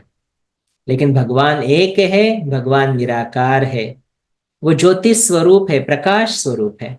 वो जन्म मृत्यु के चक्र से न्यारा है, कर्म और कर्म फल के चक्र से न्यारा है, और वो सुख दुख के चक्र से भी न्यारा है। क्योंकि बहुत बार हम क्या कहते हैं? मुझे ये करना चाहिए, नहीं तो भगवान नाराज हो जाएगा। लगता है ऐसे भगवान कभी नाराज होगा? जो शांति का सागर है, जो प्रेम का सागर है, तो प्यार का सागर, तेरी एक बूंद के प्यासे, हम गीत गाते हैं ना। तो है वो प्यार का सागर, कभी नाराज होगा? कहीं ना कहीं हमारे अंदर वो डर बिठा दिया है लोगों ने कि परमात्मा भी नाराज होता है। अरे वो नाराज हो गया तो वो परमात्मा काहे का? परमात्मा सुख का सागर है, वो प्यार का सागर है, वो कभी नाराज नहीं होता है। जैसे हम बहुत बार समझते हैं ना कि देखो मैंने ये चीज नहीं की ना पूरी, तो घर में कोई प्रॉब्लम हो जाएगी। और एक्चुअली कभी कभी ये अनुभव भी होता है, लेकिन ये परमात्मा नहीं करता है, ये हमारे कर्मों के फल है सिर्फ। तो कर्म क्या है वो तो 2 दिन में हम देखेंगे, कर्म क्या होते हैं, उसका फल कैसे मिलता है। लेकिन इंपॉर्टेंट चीज, परमात्मा किसी से नाराज नहीं होता है, तो पहले वो डर निकाल दो मन से। परमात्मा तो प्यार का सागर है, और परमात्मा में इतनी सुंदर बात बताता है कि हमें कुछ गलती भी की ना, तो भी परमात्मा आकर हमें कहता, बच्चे तू जो है जैसा है मेरा है। इतना प्यार कौन करेगा बोलो अभी? दुनिया में कोई करेगा ऐसे? अपना हमारे माँ बाप भी नहीं कर सकते इतना प्यार। इतना वो परमात्मा हम आत्माओं का बाप करता है। तो उसको इसलिए तो सत्य स्वरूप में जानेंगे, तभी तो उसके साथ रिश्ता जोड़ सकेंगे ना। और इसीलिए परमात्मा निराकार है, पॉइंट ऑफ लाइट है, और वो कभी भी देह में आता नहीं है। जन्म मरण के, क्योंकि देह लेगा वो तो मृत्यु भी होगी, फिर वो हमें इस जन्म मरण के चक्र से कैसे छुड़ाएगा? नहीं, जो खुद अटका है वो दूसरों को नहीं छुड़ा सकता है। इसलिए परमात्मा इस जन्म मरण के चक्र से भी न्यारा है। तो फिर ये आत्माएं कौन है फिर बाकी की? जैसे हम कहते परमात्मा एक है, गॉड इज वन। फिर नेक्स्ट कैटेगरी देवी देवताएं। देवी देवताएं कितने हिंदू धर्म में मालूम है आपको? कहते 33 करोड़ देवी देवताएं। तो ये कौन है? देखो, नवरात्रि में 9 देवियों की पूजा होती है, 9 परमात्माओं की पूजा नहीं होती है। तो देवी देवता माना दिव्य गुणों वाली आत्मा, इसको कहते हैं दिव्यात्मा। दिव्य गुणों वाली आत्मा, लेकिन शरीर तो देख रहे हैं ना। तो अभी उसमें और परमात्मा में सिमिलैरिटी क्या है? देवी देवताएं भगवान जैसे है, लेकिन भगवान नहीं है। लेकिन उनमें क्वालिटीज जो है वो भगवान जैसी है, लेकिन लिया तो शरीर ना। तो शरीर में एक बार चले गए तो क्या होगा? धीरे धीरे उसका डिस्चार्ज तो होगा ही। वो लॉ है, उसको कोई नहीं ब्रेक कर सकता। तो ये राम कृष्ण, श्री गणेश, श्री हनुमान, ये कौन है? ये सब देवी देवता कैटेगरी में आ जाते हैं, दिव्य आत्मा। इसे तो दिखाते हैं ना। देखो, नॉर्थ में एक टेम्पल है, कहते हैं गोपेश्वर, जहां पर मान्यता है कि श्री कृष्ण ने अपनी शक्तियां खो दी थी, उसको पाने के लिए शिव की पूजा की, निराकार की पूजा की। फिर आज बहुत सारे लोग हनुमान जी को मानते हैं, उसके मंदिर में जाते हैं। हनुमान किसको मानता था? श्री राम को। फिर राम को जब रावण के ऊपर विजय पानी थी, तो राम ने भी शिवलिंग, शंकर की पूजा नहीं की, शिवलिंग स्थापन किया, निराकार की पूजा की, नाम पड़ा रामेश्वर, राम का भी जो ईश्वर है। गणपति को भी क्या दिखाते हैं? हम गणपति को बहुत मानते हैं, लेकिन उसका पिता भी कौन दिखा है? शिव। उसका फोटो देखा है ना, ऐसे वो शिवलिंग को ऐसे गले लगाकर बैठा है। तो हर कोई देवी देवता भी अपने ऊपर किसी को मानता है, और वो है निराकार। वो है निराकार। फिर धर्मात्मा भी होते हैं इस दुनिया में। मोहम्मद है, अब्राहम है, क्राइस्ट है, गौतम बुद्ध है, उसको भी बहुत सारे लोग मानते हैं। अभी इनमें क्वालिटी क्या थी? प्यूरिटी की क्वालिटी थी, जो प्यूरिटी आज की दुनिया में नहीं दिखाई देती। और इसलिए वो जब बोलते थे ना, तो उनके बोलने से धर्म स्थापन हुए, इतनी ताकत थी उन आत्माओं में। लेकिन इन सब ने भी तो परिचय किसका दिया? एक निराकार का ही तो दिया ना। फिर उसके साथ साथ है संत आत्मा, संत तुकाराम, संत ज्ञानेश्वर। इन्होंने भी परमात्मा को जिस नजर से देखा, उन्होंने परिचय दिया। लेकिन एक्चुअली परमात्मा का परिचय स्वयं कौन देता है? वो स्वयं भगवान इस वक्त सृष्टि पर आकर अपना परिचय दे रहा है। फिर होते हैं पाप आत्मा और पुण्य आत्मा। तो हर चीज अगर आप देखेंगे तो आत्मा से जुड़ी हुई है, शरीर से जुड़ी हुई नहीं है। कोई आत्मा बहुत पाप करती है तो कहते हैं ये पापात्मा है। कोई आत्मा बहुत दान पुण्य करती है, कहते वो पुण्य आत्मा है। लेकिन इंपॉर्टेंट चीज ये अंडरस्टैंड करें, परमात्मा एक, बाकी बहुत सारे कैटेगरीज में आत्माएं आती है।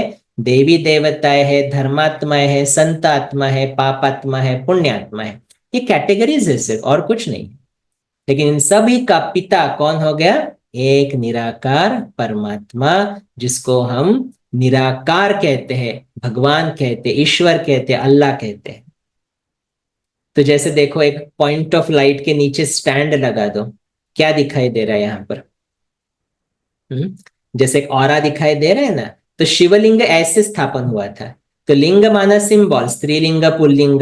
वैसे ये ज्योति का सिंबल, नीचे से स्टैंड। देखो, एक पॉइंट ऑफ लाइट की पूजा तो नहीं कर सकते ना, उसको फूल कैसे डालेंगे, उसको पानी कैसे डालेंगे, दूध कैसे डालेंगे? नहीं पॉसिबल है। इसलिए मनुष्यों ने उसको एक आकार बना दिया, और बन गया शिवलिंग या ज्योतिर्लिंग। तो ज्योतिर्लिंग माना एक्चुअली क्या है? वो ज्योति का सिंबल है, और पूजा करने के लिए फिर हमने उसको एक आकार दे दिया। लेकिन भक्ति में तो बहुत सारी वियर्ड स्टोरीज बनाई, उसका लिंग ऊपर से आया, इसका लिंग नीचे से आया, फिर उसका ऐसा कुछ भी नहीं है। Jyotirlinga means simple, it's the symbol of light, that's it, और कुछ नहीं है वो। और वही परमात्मा, तो परमात्मा खुद आकर कहता है कि मुझे ज्योतिर्लिंग के रूप में भी याद नहीं करना, लेकिन एक पॉइंट ऑफ लाइट के रूप में याद करना, ताकि हम समझे कि उसका स्वरूप क्या है, और मोस्ट इंपॉर्टेंट हम समझे हमारा भी ओरिजिनल स्वरूप क्या है। तो परमात्मा के साथ रिश्ता जोड़ने के लिए सबसे पहले उसका रूप हमने देखा कि वो भी क्या है, जैसे मैं आत्मा हूं, वो भी पॉइंट ऑफ लाइट है, लेकिन वो शरीर में नहीं आता, इसलिए वो उसके गुण शक्तियां कभी कम नहीं होती है। तो जैसे मैं अपने लिए कहता हूं ना, मैं शांत स्वरूप आत्मा हूं, तो परमात्मा कौन है? शांति का सागर है। मैं सुख स्वरूप आत्मा हूं, परमात्मा कौन है? सुख का सागर है। लेकिन आज तक हम आरती भी करते हैं ना, सुख करता दुख हरता, परमात्मा की आरती करते हैं, लेकिन दुख होता है तो सबसे पहले ब्लेम किसको करते हैं? वो भी भगवान को ही करते। तो देखो अपने में लॉजिक ही खत्म हो गया अभी। एक तरफ कह रहे वो सुख देने वाला है और दुख हरने वाला है, लेकिन दूसरी तरफ क्या कह रहे, दुख होता है तो भगवान देता है। अरे भगवान तो प्यार का सागर है, दुख कैसे देगा वो नहीं दुख देता कभी। दुख हमें अपने कर्मों से मिलता है। तो परमात्मा उसका स्वरूप है पॉइंट ऑफ लाइट, उसके गुण है सभी गुण शक्तियों का वो सागर है, पवित्रता का सागर, सुख का सागर, शांति का सागर। उसका नाम क्या है फिर? जैसे देखो हमें तो अपने शरीर के ऊपर नाम मिलते हैं ना, क्योंकि हम शरीर बदलते रहते हैं। आत्मा का नाम तो आत्मा ही है, लेकिन शरीर के ऊपर हमें नाम मिलते हैं, लेकिन वो खुद का शरीर ही नहीं लेता है। तो परमात्मा का स्वयं घोषित किया हुआ जो नाम है वो है शिव। शंकर नहीं, शिव। और शिव का अर्थ होता है कल्याणकारी। कल्याणकारी, वो सबका कल्याणकारी है। शिव शब्द आता है शून्य से। तो अगर हम देखेंगे उसकी ऑरा कैसा रहता है, वो शून्य की तरह रहता है ना, पॉइंट ऑफ लाइट। एक ज्योति भी आप देखो होती है इतनी, लेकिन उसका ऑरा, उसका प्रकाश एक शून्य की तरह रहता है, उससे वो अर्थ होता है। तो परमात्मा का स्वयं घोषित किया हुआ नाम है शिव, जिसका अर्थ है कल्याणकारी। फिर मेरा उसके साथ रिश्ता क्या है?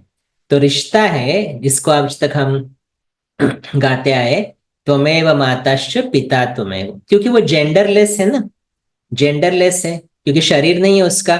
तो माता के स्वरूप से भी उसको देखे, पिता के स्वरूप से भी उसको देखे, भाई भी है वो मेरा, सखा भी है वो मेरा, पति भी है वो मेरा, सर्जन भी है मेरा, दोस्त भी है, खुदा दोस्त। तो हर रिश्ता उसके साथ अनुभव कर सकते, लेकिन मेन रिश्ता जो हम उसके साथ अनुभव करते वो है एक पिता का रिश्ता। क्यों? पिता से क्या मिलता है बच्चों को? एक तो प्यार मिलता है, प्रोटेक्शन मिलता है, लेकिन मोस्ट इंपॉर्टेंट, पिता की प्रॉपर्टी मेरी प्रॉपर्टी हो जाती है। बच्चे को कभी साइन नहीं करना पड़ता है किसी प्रॉपर्टी के ऊपर। तो हमारे बाबा के पास क्या है, हमारे पिता के पास क्या है? गुण और शक्तियों की प्रॉपर्टी है, और मैं उसका बच्चा, तो मेरे पास भी तो वो गुण और शक्तियां है ऑलरेडी, कहीं से लानी नहीं है मुझे। और इसीलिए हम उसको प्यार से कहते हैं बाबा। तो उसका नाम शिव है, और प्यार से हम उसको बाबा कहते हैं कि बाबा किस चीज की रिमाइंडर देता है? वर्षा, वारसा हक, इनहेरिटेंस, उसका रिमाइंडर है कि उससे मुझे क्या प्राप्ति है। उसके पास पवित्रता है तो मेरे पास भी है, उसके पास शक्ति है तो मेरे पास भी है। ये रिमाइंडर हमें मिलता है, इसीलिए उसको हम प्यार से कहते हैं बाबा। और इसीलिए परमात्मा को हम प्यार से यहाँ बुलाते हैं शिव बाबा। तो यहाँ बाबा माना कोई देहधारी नहीं है, कोई दाढ़ी वाला नहीं है। आजकल तो बहुत सारे बाबा निकले हैं ना दुनिया में, लेकिन नहीं, भगवान खुद हमारा पिता है, क्योंकि पिता कहने से क्लोजनेस का अनुभव होता है। आज तक हमने सोचा कि भगवान को पाना है तो 12 साल तपस्या करो, ये करो वो करो, और वो सुन के हमने बोला रहने दो, हमको तो नहीं पाना है भगवान को। लेकिन भगवान मेरा पिता है, तो पिता के साथ तो क्लोजनेस हो जाएगा ना, रिश्ता कितना नजदीक का हो जाता है। तभी पिता के साथ क्या करो, पिता के, हम अपने डैड के साथ क्या करते हैं, माता पिता के साथ ऐसे हाथ जोड़ के खड़ा होते हैं। प्लीज कृपा करो, प्लीज मुझे दया करो, ऐसा करते नहीं। पिता के ऊपर हक जताते हैं ना, वैसे हम भगवान के ऊपर भी हक जताए अभी, कि उसकी प्रॉपर्टी मेरी प्रॉपर्टी है, उसके मांगना नहीं है कुछ। अभी हक जताना माना उसके पास वो शांति का सागर है, तो शांति मेरी प्रॉपर्टी है, कोई मेरी शांति को हिला नहीं सकता, क्योंकि मुझे भगवान से प्रॉपर्टी मिली है। तो इसीलिए उसको प्यार से हम कहते हैं शिव बाबा। तो ये है शिव बाबा का असली चित्र, जो पॉइंट ऑफ लाइट आपको दिखाई दे रहा है, वो है हमारा प्यारा सभी आत्माओं का पिता शिव बाबा। तो कितने बाप हो गए हमें अभी?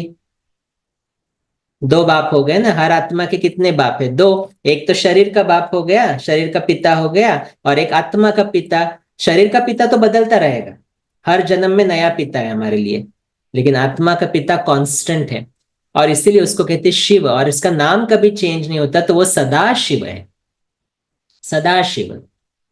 कभी भी उसका नाम चेंज नहीं होता, क्योंकि वो शरीर नहीं लेता है। तो हमारा पिता प्यार का सागर है, वो कभी किसी से नाराज नहीं होता है, तो डर पहले निकाल दो उससे, कोई डरने की बात नहीं, सिर्फ उसके साथ अभी बातें करनी है, रिश्ता जोड़ना है। और रिश्ता जोड़ने के बाद जैसे होता है ना, कोई हायर चार्ज बैटरी होगी, कोई बहुत खुश होगा, उससे हम 2 मिनट भी बात करते तो खुश हो जाते हैं। अभी भगवान तो कभी नाराज ही नहीं होता, वो हमेशा ही खुश रहता है, हमेशा ही स्टेबल है, तो उससे बातें करेंगे तो क्या हो जाएगा? आत्मा की भी चार्जिंग शुरू हो जाएगी। लेकिन हमारे हिंदू धर्म में एक कंफ्यूजन है कि शिव को ही शंकर मान लेते हैं।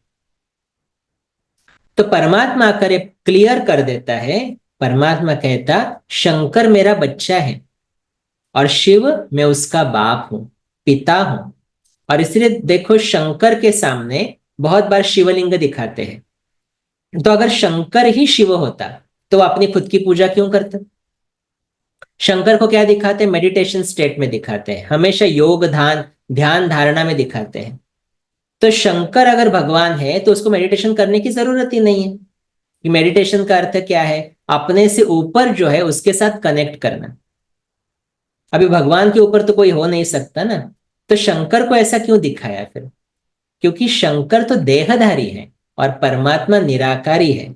शंकर देवता है और परमात्मा निराकार, वो अलग है, उसका पिता है।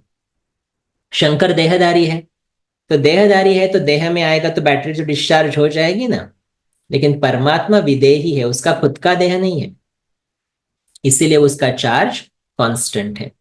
और इसलिए देखो, हम बहुत बार कहते हैं शिवरात्रि, कभी भी ये नहीं कहा ना शंकर रात्रि, कहा ऐसे कभी? अगर शिव और शंकर एक ही होता तो शंकर रात्रि भी कहना चाहिए। हम कहते हैं शिवलिंग, ज्योतिर्लिंग। कभी सुना शंकर लिंग शब्द? सुना है कभी ऐसा? नहीं। अगर वो दोनों एक होते तो ऐसे बोलना चाहिए फिर। तो शिव बाबा आकर हमें क्लियर करता है शंकर मेरा बच्चा है और मैं निराकार उसका पिता हूं। और इसलिए शंकर के आगे भी शिवलिंग दिखाते, क्योंकि उससे भी ऊपर जो शिव है, निराकार है, उसकी वो ध्यान धारणा कर रहा है, उसके साथ वो योग लगा रहा है, और इसलिए ये बच्चा है और ये पिता है। तो निराकार शिव बाबा हम आत्माओं का बाप है, उसके नीचे देहधारी जो है वो देवी देवता है, फिर धर्मात्माएं, संत आत्माएं, पाप आत्मा, पुण्यात्मा, ये सब कैटेगरीज आती है। लेकिन सभी का पिता एक, वो है निराकार परमात्मा, जिसको हम प्यार से कहते हैं शिव बाबा। तो हम ये देख रहे थे, टेबल भर रहे रिश्ता जोड़ने के लिए। तो जैसे हम आत्मा है, हमारा नाम आत्मा है, वैसे परमात्मा का नाम शिव। शिव का अर्थ क्या है? कल्याणकारी। फिर रूप दोनों का सेम है, पॉइंट ऑफ लाइट। ऐसे नहीं वो बड़ी बिंदी हम छोटी बिंदी हम, नहीं, it's just an energy, point of light. फिर घर, हमने देखा हमारा घर कौन सा है? इस शरीर में तो हम भ्रुकुटी के मध्य में रहते हैं। अभी परमात्मा का घर कौन सा है वो हम देखेंगे। फिर गुण, हम में तो ज्ञान, पवित्रता, शांति, सुख, प्रेम, आनंद, शक्ति, ये गुण हमें भगवान से वर्षे में मिले हैं। तो भगवान कौन है फिर? सागर है। और इसलिए देखो, सागर से आप 1 बाल्टी पानी लो या 10 बाल्टी पानी लो, सागर को कोई फर्क नहीं पड़ता है। वैसे ही आप जैसे कनेक्ट करेंगे भगवान से, आपको जो शक्तियां चाहिए वो आप लेते जाओ। मैं जैसे कनेक्ट करूंगा, मुझे वो शक्तियां मिलती जाएगी। लेकिन भगवान को उससे कुछ फर्क नहीं पड़ता है, क्योंकि वो सागर है, ओशन है, ओशन ऑफ क्वालिटीज, सभी गुण और शक्तियों का सागर। तो अभी भगवान के साथ रिश्ता जोड़ने के लिए एक चीज मिसिंग है, वो है भगवान रहता कहाँ है। तो कहाँ रहता है भगवान? हम्म, अपने आप से ये प्रश्न पूछो। मेजॉरिटी आंसर क्या होता है? सब जगह पे। परमात्मा कहाँ है? सर्वव्यापी है, कण कण में है। अभी लॉजिकली सोचना, आज तक जो सुना उसको थोड़ा बाजू में रखना है पूरे कोर्स में। अभी लॉजिकली सोचो थोड़ा। अच्छा, भगवान शांति का सागर है या अशांति का सागर है, क्या सोचते हैं? हम्म? शांति का सागर लगता है, भगवान शांति का सागर है। अभी भगवान शांति का सागर कण कण में है इस सृष्टि के। तो ये सृष्टि कैसी होनी चाहिए? शांत होनी चाहिए। लेकिन सृष्टि में कहीं शांति दिखाई देती है? हम्म? आजकल कितनी केसेस आ रही है, पत्नी अपने पतियों को मार रही है। हाँ? आजकल कितना कुछ हो रहा है इस दुनिया में। कहीं पर भी सेफ्टी नहीं है, कहीं पर भी सेफ्टी नहीं है। तो अगर भगवान कण कण में है तो ये चीजें हो सकती है कभी? पॉसिबल ही नहीं है, पॉसिबल नहीं है। परमात्मा को कहते हैं तुझ में मुझ में है। हम्म?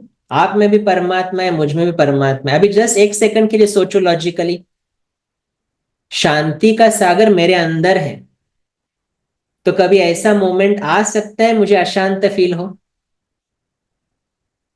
कभी ऐसा सुख का सागर मेरे अंदर है, कभी दुख की भासना भी हो सकती है?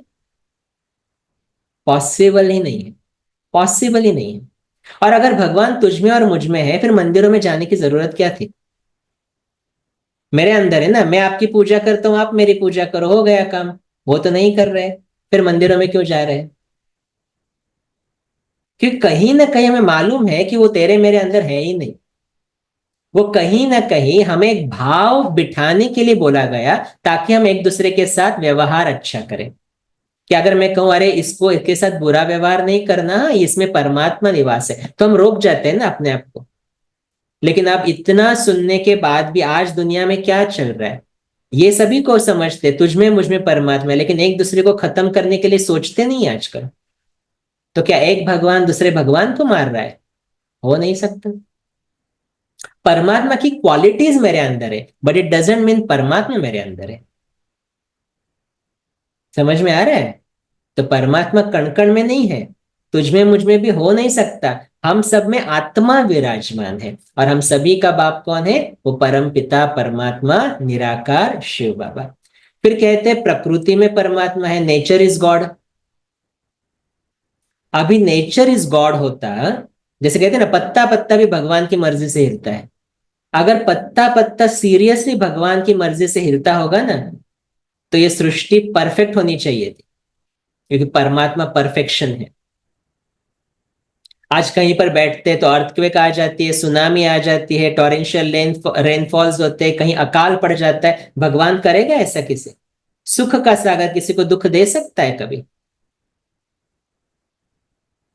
पॉसिबल ही नहीं है, पॉसिबल ही नहीं। तो हवा आई तो पत्ता हिलेगा, भगवान पेड़ के ऊपर बैठकर हिलाता नहीं है कुछ भी। भगवान का कार्य अलग है। भगवान आकर सिर्फ नॉलेज देता है, और परमात्मा आकर कहता है कि आपने मुझे बहुत बदनाम कर दिया, कह दिया कि ये कण कण में बैठा है। लेकिन भगवान कहता है नहीं। जैसे हम अपने के लिए भी देखें ना, अभी एक सेकंड, मैं आत्मा हूं, कहाँ बैठा हूं अभी? मैं आत्मा तो इस शरीर के अंदर बैठा हूं ना, या मैं सर्वव्यापी हूं, हर एक शरीर में बैठा हूं मैं? नहीं। तो अगर मैं आत्मा अगर एक जगह पर बैठ रहा हूं, तो परमात्मा भी कैसे हो सकता है? एक ही जगह पर होगा ना। जैसे देखो सूर्य को भी देखते हैं ना, सूर्य को क्या दिखा है? सूर्य एक जगह पर है, सोलर सिस्टम में सूर्य एक जगह पर है, लेकिन उसकी किरणें हम महसूस कर सकते हैं, राइट? लेकिन उसका अर्थ ये तो नहीं ना मैंने दरवाजा खोला और सूर्य अंदर आ गया, ऐसे तो नहीं कहते। सूर्य की प्रकाश आ गया अंदर। वैसे ही परमात्मा भी एक जगह पर है, लेकिन हम उसको याद कहीं पर भी कर सकते हैं, और उसके गुणों की अनुभूति भी कहीं पर कर सकते हैं। जैसे देखो एक माँ है, वो अभी भारत में है, उसका बच्चा विदेश में गया, अमेरिका में पढ़ने के लिए गया है। तो बच्चा कहाँ पर है? अमेरिका में है। लेकिन अभी भी माँ उसको याद करके खुश हो सकती है ना, उसकी क्वालिटीज को याद कर सकती है ना। इट डजेंट मीन बच्चा उसके पास है, नहीं, उसकी याद है उसके पास, अलग अलग है। वैसे ही परमात्मा भी सर्वव्यापी नहीं है। सब जगह पर भगवान होता ना तो ये दुनिया परफेक्ट होती। मेरे अंदर भगवान होता ना तो मेरे मन की स्थिति कभी डामाडोल नहीं होती। तो परमात्मा सब जगह पर नहीं है, लेकिन उसको कहीं पर भी याद कर सकते हैं, उसके गुणों का अनुभव कर सकते हैं। जैसे पर्दा खोला तो सूर्य की रोशनी तो आएगी अंदर, वैसे ये देह रूपी का पर्दा अगर हम निकाल देंगे, अपने को आत्मा समझेंगे, तो भगवान की क्वालिटीज भी याद आएंगी, उसकी महसूसता होगी। तो फिर परमात्मा रहता कहाँ है? देखो नेचुरली जब भी दुख होता है तो हमारी नजर कहाँ जाती है? जब भी दुख होता है तो ऑटोमेटिकली ऊपर देखते ना, क्या कहते हैं, ऊपर वाला जाने। मंदिर में बैठे सामने मूर्ति है देवी देवताओं की, तो भी ये नहीं कभी कहेंगे सामने वाला जाने, हम कहते ऊपर वाला जाने। तो ऊपर ऐसा क्या है? तो भगवान आकर हमें क्लियर करता है कि परमात्मा का निवास स्थान कौन सा है। तो जैसे ये पृथ्वी है स्थूल वतन, जहां पर हम आत्माएं शरीर लेकर पार्ट बजा रही है, और ये 5 तत्वों तक साइंस जा सकती है। ग्रह तारे आकाश गंगा ये सब कुछ वहां तक साइंस जा सकती है। लेकिन ये 5 तत्वों के पार छठा तत्व है, इसको कहते हैं element of light. Element of light. और ये तत्व जो है इसको कहते हैं ब्रह्म तत्व या महतत्व। और ये है परमात्मा का निवास स्थान, जिसको हम कहते हैं परम धाम। धाम माना रहने की जगह, और परम क्यों? क्योंकि वहां श्रेष्ठ से श्रेष्ठ परमात्मा रहता है, इसलिए वो परम धाम है। तो वो कैसी जगह है? It's a very small region, बहुत छोटी जगह है जहां लाल सुनहरा प्रकाश है। तो भगवान जब नीचे आता है इस सृष्टि पर, तो सबसे पहले हमें परिचय देता है कि हम आत्माएं हैं, शरीर नहीं, आत्मा है। फिर वो खुद का परिचय देता है कि बच्चे, जैसे आप आत्मा हो ना, वैसे मैं भी आत्मा हूं, लेकिन मैं परम हूं। तीसरा परिचय वो देता है हमारा ओरिजिनल घर। जैसे देखो इस पृथ्वी पर हमने जब पहला जन्म लिया, उसके पहले हम सब कहां पर थे? कहीं पर तो होंगे ना, क्योंकि आत्मा तो विनाश नहीं होती है कभी। और इसी परम धाम में हम भगवान के साथ रहते थे। तो ये जो लाल प्रकाश दिखाई दे रहा है आपको यहाँ पर, वो है हमारा ओरिजिनल घर, जिसको कहते हैं परम धाम। और वहां पर अभी भी परमात्मा विराजमान है, वहीं पर रहता है। अब ये रीजन कैसी है? ये रीजन है प्रकाश की दुनिया। और ये ऐसी रीजन है जहां पर थॉट भी नहीं है, संकल्प भी नहीं है, इतनी एब्सोल्यूट शांति है। यहां पर कोई भी शरीर नहीं जा सकता, यहां पर सिर्फ आत्माएं रहती है। और आत्मा शरीर बिगर है तो वहां वाणी नहीं है, आवाज नहीं है, और इसीलिए उसको क्या कहते हैं? निर्वाण धाम। हाँ, बुद्धिज्म में शब्द सुना होगा ना आपने, निर्वाणा। निर्वाणा बोलते हैं ना, ये निर्वाणा को चला गया। निर्वाणा माना क्या? निर्वाण धाम माना परम धाम, हमारा ओरिजिनल घर। तो ये विश्व स्थूल वतन है जहां पर हम शरीर लेकर पार्ट बजा रहे हैं, लेकिन इन 5 तत्वों से पार जो रीजन है, जिसको कहते हैं परम धाम, उसको अलग अलग नाम कहते हैं। निर्वाण धाम क्योंकि वाणी नहीं है वहां पर। वो मुक्ति धाम भी है क्योंकि हम शरीर से मुक्त है, इसीलिए सुख दुख से भी मुक्त है। वो शांति धाम है क्योंकि आत्मा अपने शांति के स्वधर्म में वहां स्थित है। तो ये लाल सुनहरे प्रकाश का तत्व है।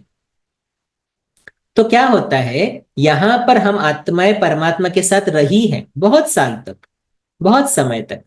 लेकिन जब हमारा पार्ट होता है एक्टिंग करने का, शरीर लेने का, क्योंकि ये तो संकल्प से विरहित दुनिया है ना, तो यहां पर संकल्प भी नहीं चलाते। जैसे मैंने अगर आपको कहा आप अभी 48 घंटे सिर्फ सोना है आपको, बिल्कुल भी हिलना नहीं है बेड से, अच्छा लगेगा? अच्छा लगेगा नहीं, क्योंकि एक्टिंग करना ये आत्मा की नेचुरल क्वालिटी है। एक्सप्रेस करना, एक्सपीरियंस करना, ये नेचुरल क्वालिटी है। और परम धाम कैसी? एकदम डीप स्लीप स्टेज है। जैसे आप देखो, आप अगर घर में बहुत अच्छी नींद करते हो, तो नींद के दौरान आपके नेक्स्ट कौन सोया हुआ है आपको मालूम नहीं पड़ता ना, बिल्कुल भी मालूम नहीं होता है, उठने के बाद मालूम पड़ेगा। वैसे ही परम धाम में सभी आत्माएं एकदम सोई हुई होती है। बिल्कुल थॉट भी नहीं है वहां पर। लेकिन आप चलो बहुत अच्छी नींद भी की आप लोगों ने, लेकिन सुबह कभी तो उठेंगे ना। कोई 7 बजे उठेगा, कोई 8 बजे उठेगा, कोई 4 बजे उठेगा। हर एक का उठने का टाइम अलग अलग है। वैसे परम धाम में हम आत्माएं भगवान के साथ है, सोई हुई है। लेकिन जब हम उठती है माना थॉट आता है, और जब थॉट आता है तो हम परम धाम में नहीं रह सकते, तो हम नीचे इस सृष्टि पर आते, शरीर लेते और अपना पार्ट बजाना शुरू करते हैं। और इसीलिए तो पॉपुलेशन इंक्रीज हो रही है, क्योंकि अगर आत्मा क्रिएट ही नहीं हो रही है तो पॉपुलेशन क्यों इंक्रीज हो रही है? क्योंकि परम धाम से आत्माएं नीचे सृष्टि पर आकर पार्ट बजा रही है। तो परम धाम ये शिव बाबा का भी घर है और हमारा भी घर है। हम सभी आत्माएं भगवान के साथ एक जगह पर रहती है, और जब भी हमारा पार्ट होता है हम सृष्टि पर आकर शरीर लेकर वो पार्ट बजाती है। इसका इन डेप्थ हम आगे के सेशंस में भी सुनेंगे, कैसे नीचे आती है, हमारा पहला जन्म कौन सा होता है, ये सब सुनेंगे। लेकिन अभी अंडरस्टैंड करना है मोस्ट इंपॉर्टेंट, पृथ्वी मेरा ऑफिस है, कार्यस्थल है, जहां पर हम अभी कार्य कर रहे हैं। लेकिन घर फिर भी घर होता है। जैसे आप 18 घंटे ऑफिस में रहो, फिर भी बाकी के घंटे तो घर ही है ना। घर कहाँ है? घर जहां पर कंफर्ट है, जहां शांति है, जहां सुकून है। तो वैसे ही हम परम धाम से नीचे आए और बहुत समय इस पृथ्वी पर शरीर बदलते हुए, नया जन्म लेते हुए पार्ट बजा रहे हैं। और ये पार्ट बजाते बजाते अपने घर को ही भूल गए। लेकिन कहीं ना कहीं स्मृति है कि मेरा घर ऊपर है। इसलिए कभी भी दुख होता है ना तो हम ऊपर देखते हैं, ऊपर वाला जाने, ऊपर वाला ही छुड़ाएगा, क्योंकि ऊपर कुछ तो है, ये मालूम है। तो भगवान आकर हमें बताता है ये परम धाम आप सभी आत्माओं का ओरिजिनल घर है। आप मेरे साथ यहाँ रहते थे, लेकिन आप जैसे नीचे गए घर को भूल गए, पिता को भूल गए, कार्य में फंसते गए। लेकिन अभी एक समय ऐसा आएगा जब हम सभी आत्माएं अपने घर वापस चली जाएगी। तो परम धाम द वर्ल्ड ऑफ साइलेंस है, शांति धाम है, जहां शिव बाबा भी रहता, हम आत्माएं भी रहती, और सिर्फ कार्य करने के लिए सृष्टि पर हम आते हैं। अभी कार्य खत्म होने के बाद इवेंचुअली कहाँ जाएंगे? सभी सभी परम धाम रिटर्न करेंगे। तो ये फाइनल टेबल है। आत्मा का ओरिजिनल घर तो परम धाम है, शरीर लेता है तो भ्रुकुटी के मध्य में, और शिव बाबा हमेशा परम धाम में ही रहता है। और फिर उसकी याद हम कहीं पर भी कर सकते हैं। जैसे देखो, ऑफिस में बहुत टेंशन है, बहुत काम है, लेकिन उस वक्त हम अपने घर को 2 मिनट के लिए याद करें। घर में बच्चे हैं, घर में पार्टी हो रही है, घर जाने के बाद ये, तो कितना अच्छा लगता है 2 मिनट के लिए। वैसे ही परमात्मा आकर कहता है आप जो कार्य कर रहे हो ना, ये कार्य करते करते 2 मिनट ब्रेक लेकर मुझे याद करो, अपने घर को याद करो, तो शांति का अनुभव होगा। और उससे जो चार्जिंग होगी, उसके बाद जो आप कार्य करोगे उसमें सफलता निश्चित। और इसलिए हम भगवान को याद करेंगे तो कहाँ याद करेंगे? परम धाम में। ठीक है। तो परमात्मा का सत्य परिचय, वो देहधारी नहीं है, वो निराकार है। उसका नाम शिव कल्याणकारी पॉइंट ऑफ लाइट है। परम धाम में रहता है, वो सर्वव्यापी नहीं है, और वह सर्व गुण और शक्तियों का सागर है। अभी उसके साथ बातें कैसे करनी है, कनेक्ट कैसे करना है, वो हम कल के सेशन में देखेंगे, द टेक्निक ऑफ मेडिटेशन, जो फिर आप अपने घर में भी प्रैक्टिस कर सकते हैं। ठीक है। होमवर्क, कल का होमवर्क होपफुली सभी ने किया होगा। तो अभी 24 आवर्स अटेंशन रखना है। मैं आत्मा परमात्मा का बच्चा हूं, और मेरे सामने सभी आत्माएं भी उसके भगवान के बच्चे हैं। तो भगवान का बच्चा खुद को समझकर कार्य करना है। तो जैसे होता है ना, बच्चा अपने माँ बाप की लाज रखता है, तो मैं भगवान का बच्चा हूं तो मेरा व्यवहार हर एक के साथ कैसे होना चाहिए? शांति और प्रेम से संपन्न। तो उसके ऊपर अटेंशन करके फिर हम ये नेक्स्ट 24 आवर्स होमवर्क करेंगे। तो अभी कुछ क्षण के लिए सभी साइलेंस में बैठ जाए, एकदम साइलेंस, आराम से बैठे, और अभी हम कुछ क्षण 5-10 मिनट मेडिटेशन करते हैं।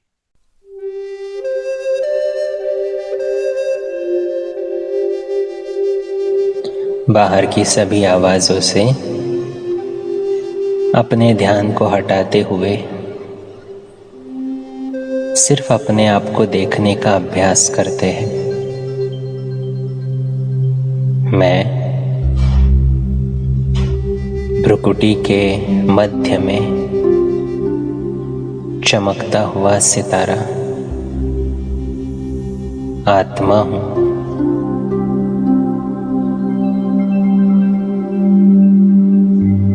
मैं इस शरीर का मालिक हूं।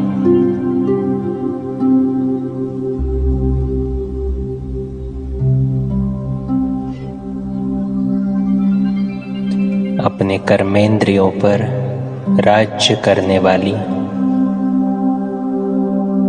मैं राजा हूं।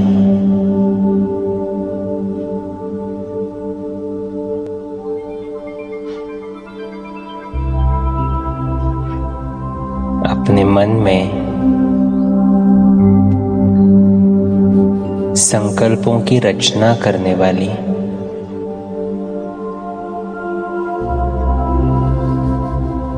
हर परिस्थिति में शांत रहने वाली शांत स्वरूप आत्मा हूं। मैं आत्मा अपने संकल्पों की रचयिता स्वयं हूं। मेरे पास चॉइस है हर परिस्थिति में कैसे रिस्पॉन्ड करना है।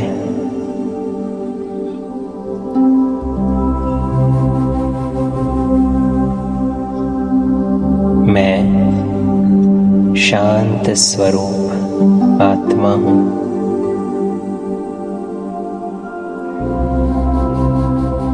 मुझ आत्मा का पिता वो एक परम पिता परमात्मा है जिसको हम प्यार से शिव बाबा कहते हैं।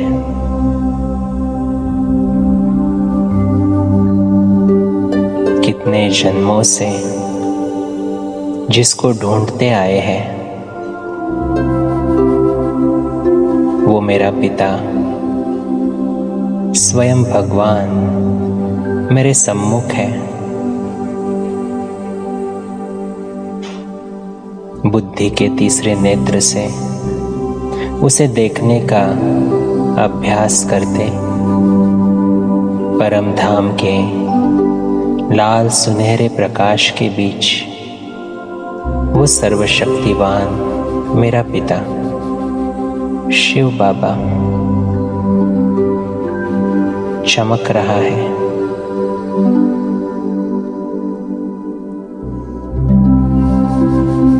जैसे मैं आत्मा बिंदी स्वरूप वैसे ही मेरा पिता भी ज्योतिर्बिंदु स्वरूप है।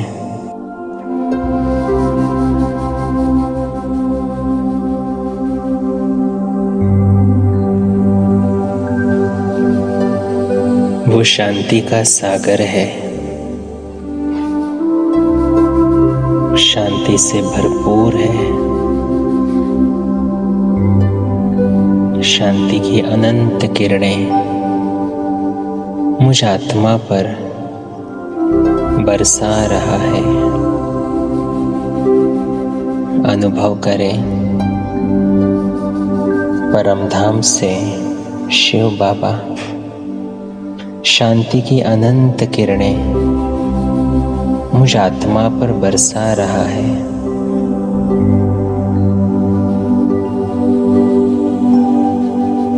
मैं आत्मा शांति से खुद को चार्ज कर रहा हूं।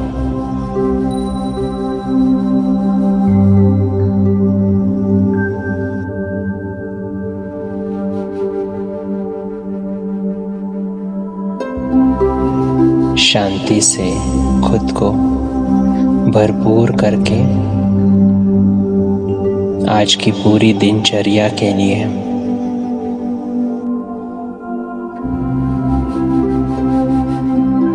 मैं आत्मा तैयार होता हूं। मैं शांति से भरपूर हूं। शांति के सागर की संतान हूं, तो आज पूरा दिन मुझे इसी स्मृति से कार्य करना है कि स्वयं शांति का सागर शिव बाबा मेरा पिता है। तो जैसे पिता वैसे ही बच्चा, तो मेरे हर कार्य में शांति दिखाई दे। मैं शांत स्वरूप आत्मा हूं।